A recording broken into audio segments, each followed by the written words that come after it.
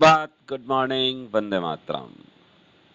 आप सब लोगों का दोस्त ईश नारंग एक बार फिर से एक नई कहानी के साथ आपके साथ है।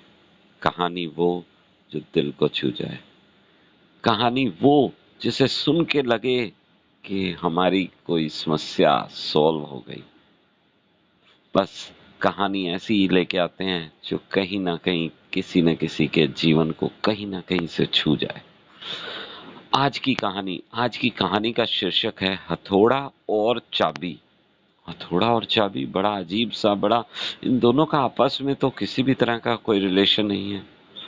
बस ऐसा ही एक कहानी है। कहानी है एक शहर की तंग गलियों में पुरानी, बहुत ही पुरानी ताले चाबी की दुकान की। तरह तरह के ताले वहां पर थे।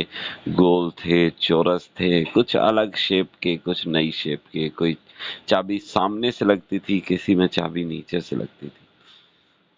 और उसी दुकान पर एक हथौड़ा भी रखा रहता था। हथौड़ा किस लिए? कि जब कोई ताला खुल नहीं पाता था तो उसको हथौड़े से तोड़ दिया जाता था। उस दुकान पर भीड़ लगी रहती थी। लोग ताला चाबी लेने आते थे, ताले पर नई चाबियां बनवाने आते थे, और कभी कभी उस हथौड़े से तालों को तोड़वाने भी आते थे। तो हथौड़ा एक कोने में रखा रहता था, और उसके मन में एक बात हमेशा आती थी कि मैं इतना बड़ा हूं, एक ही चोट में ताले को तोड़ देता हूं। और कभी कभी ताला मजबूत होता है तो कई बार चोट मारनी पड़ती है। और ये चाबी छोटी सी है, और ये किसी भी ताले को आसानी से खोल देती है। ऐसा क्या है इस चाबी में? ऐसी कौन सी शक्ति है, या ऐसा कौन सा जादू कर देती है ये चाबी कि सारे ताले खुल जाते हैं? ये उसके मन में हमेशा चलता रहता था। और एक दिन दुकान बंद होने के बाद हथौड़े ने चाबी से ये बात पूछ ही ली कि बहन, मैं हथौड़े से मैं ताले पर इतने सारे प्रहार करता हूँ, फिर भी ताला खुलता नहीं है, टूट जाता है, और तुम छोटी सी हो और ताले को खोल देती हो। ऐसा क्या करती हो? तो चाबी ने बड़ा ही सुंदर जवाब दिया। ऐसा जवाब जो लगता है कि हमें भी अपने जीवन में उतारना चाहिए। तो चाबी का उत्तर ये था कि मैं ताले के मन में उतर जाती हूँ, उसके हृदय को स्पर्श करती हूँ, और उससे निवेदन करती हूँ, और मेरे निवेदन से वो फटाफट खुल जाता है। तो समझ गए होंगे मैं क्या कहना चाहता हूँ। अगर हमने किसी का हृदय जीतना है तो उसके मन में उतरना होगा, उसके हृदय को स्पर्श करना होगा, उससे निवेदन करना होगा।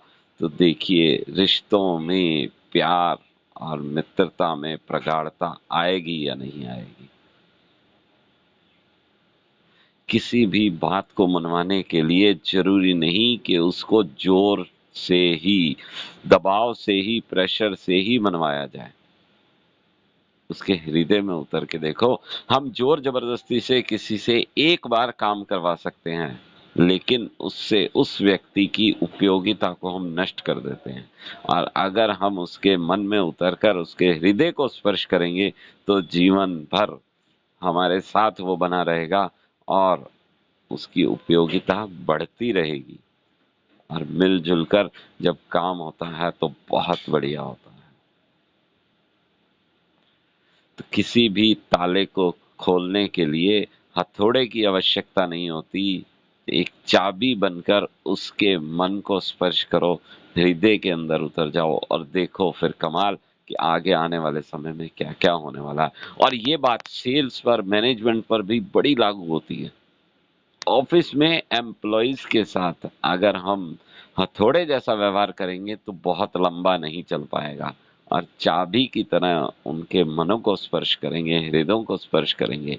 या सेल्स में जब हम सामने वाले की जरूरत को समझेंगे, उसकी जरूरत के अनुसार उसको सामान देंगे, तो हमारी विजय निश्चित है या नहीं? को तो निश्चित करिए अपनी विजय दूसरों के हृदय को स्पर्श करके। आज की कहानी यहीं तक। आप सब लोगों का बहुत बहुत थैंक यू, धन्यवाद, शुक्रिया। कल सुबह इसी समय, इसी प्लेटफॉर्म, इसी लिंक पर फिर से मिलने वाले हैं एक नई कहानी के साथ। कहानी जो कुछ संदेश दे जाए। तो कल सुबह तक के लिए डोंट वरी, बी हैप्पी।